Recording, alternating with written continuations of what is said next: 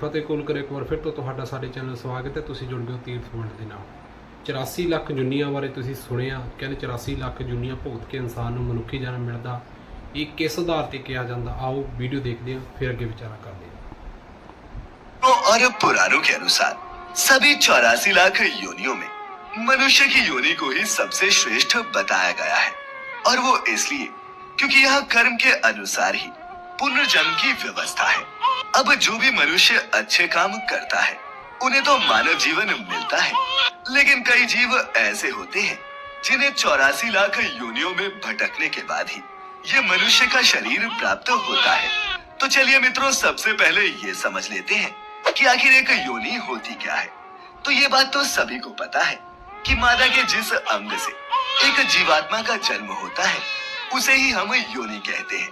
इसी तरह पशु पक्षी कीट सर्प और मनुष्य आदि योनियों में कई तरह के उप प्रकार भी होते हैं, और ये भी जरूरी नहीं कि योनियां सिर्फ 84 लाख ही हो। समय के साथ साथ कई जीव जंतु विलुप्त और कई नए भी उत्पन्न होते रहते हैं।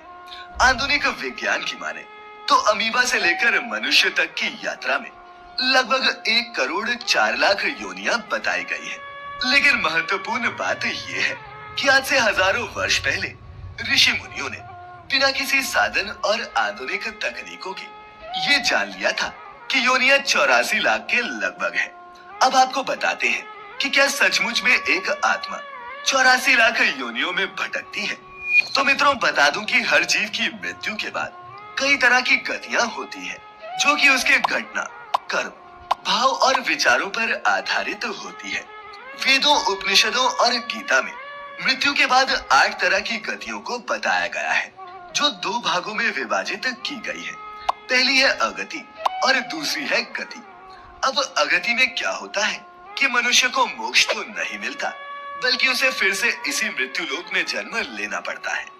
वहीं गति में जीव को यह मृत्यु लोक छोड़कर किसी और लोक में जन्म लेना होता है। अब अगति के 4 प्रकार होते हैं। पहली है शिनोद्रक। शिनोद्रक अगति में जीव पुनः पुण्यात्मा के रूप में मृत्यु लोक में जन्म लेता है और संत सा जीवन व्यतीत करता है। दूसरी है भूमोद्रक। भूमोद्रक में वो सुखी और ऐश्वर्यशाली जीवन पाता है। तीसरी है अगति। अगति में वो नीच या फिर पशु जीवन में चला जाता है। और चौथी है दुर्गति, जिसमें वो कीट पतंगों या फिर कीड़े मकोड़ों का जीवन पाता है। अब मित्रों, गति के भी 4 प्रकार होते हैं, जिनमें से पहला है ब्रह्मलोक, दूसरा है देवलोक, तीसरा है पितृलोक और चौथा है नरकलोक।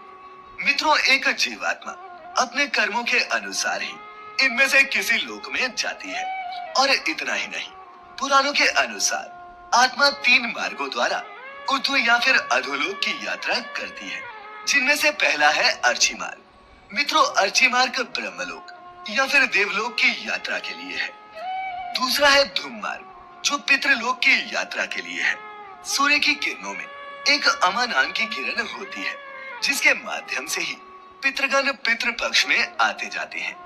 तीसरा है उत्पत्ति विनाश मार्ग, और मित्रों ये मार्ग नर की यात्रा के लिए होता है। ये यात्रा किसी बहुत बुरे सपने जैसी होती है। जब भी किसी व्यक्ति की मृत्यु होती है और आत्मा शरीर को त्याग कर अपनी आगे की यात्रा प्रारंभ करती है, तब उसे ये 3 मार्ग ही मिलते हैं। इतना ही नहीं, जिनके पाप और पुण्य समान होते हैं वे मनुष्य का, और जिनके पुण्य कम और पाप ज्यादा होते हैं वो पशु पक्षी का शरीर धारण करते हैं, जिसका मतलब है कि वो वृक्ष, लता आदि जड़ शरीर में उत्पन्न होते हैं। अंत में अभिलाषाओं के अनुसार ही परिवर्तित होकर जीव योनि धारण करता है, और आत्मा 84 लाख योनियों में भटकने के बाद एक बार फिर मनुष्य शरीर में जन्म लेती है। वहीं गर्भस्थ में आने के बाद एक जीव सोचता है कि हजारों साल पहले उसने कई तरह के जन्म लिए और कई भोजन भी किए, अलग अलग योनियों को भोगा। लेकिन अब जब वो गर्भ से बाहर निकलेगा तब वो भगवान का आश्रय लेगा। और इस तरह विचार करते हुए मनुष्य बड़े ही कष्ट से जन्म लेता है। लेकिन माया का स्पर्श होते ही वो गर्भ में अर्जित किया हुआ ये सारा ज्ञान भूल जाता है, और उसके लिए कुछ भी सही गलत नहीं रहता।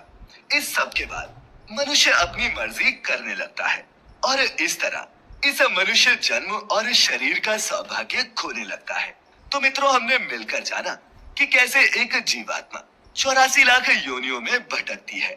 अगर आपको हमारी आज की ये प्रस्तुति ਦੇਖੋ ਇਹ ਜਿਹੜੀਆਂ ਜੂਨੀਆਂ ਨੇ 84 ਲੱਖ ਜੂਨੀਆਂ ਬਾਰੇ ਇਹ ਵੀਡੀਓ ਦੇ ਵਿੱਚ ਲੋਕ ਆਪੋ ਆਪਣੇ ਕਥਨਾਂ ਦੇ ਹਿਸਾਬ ਨਾਲ ਵੀਡੀਓ ਪਾਉਂਦੇ ਨੇ ਤੇ ਆਪਣੇ ਕਥਨਾਂ ਦੇ ਹਿਸਾਬ ਨਾਲ ਵਿਚਾਰ ਦਿੰਦੇ ਨੇ।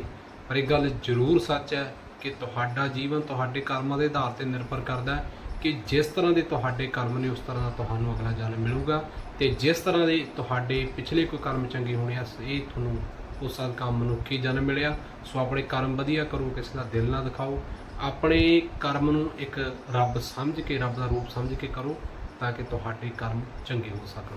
ਵੀਡੀਓ ਵਧੀਆ ਲੱਗੀ ਹੋਵੇ, ਜਾਣਕਾਰੀ ਵਾਲੀ ਲੱਗੀ ਹੋਵੇ ਤਾਂ ਲਾਈਕ ਸ਼ੇਅਰ ਜ਼ਰੂਰ ਕਰਿਓ ਤੇ ਕਮੈਂਟ ਬਾਕਸ ਵਿੱਚ ਆਪਣੇ ਵਿਚਾਰ ਜ਼ਰੂਰ ਦਿਓ। ਸਤਿ ਸ਼੍ਰੀ ਅਕਾਲ।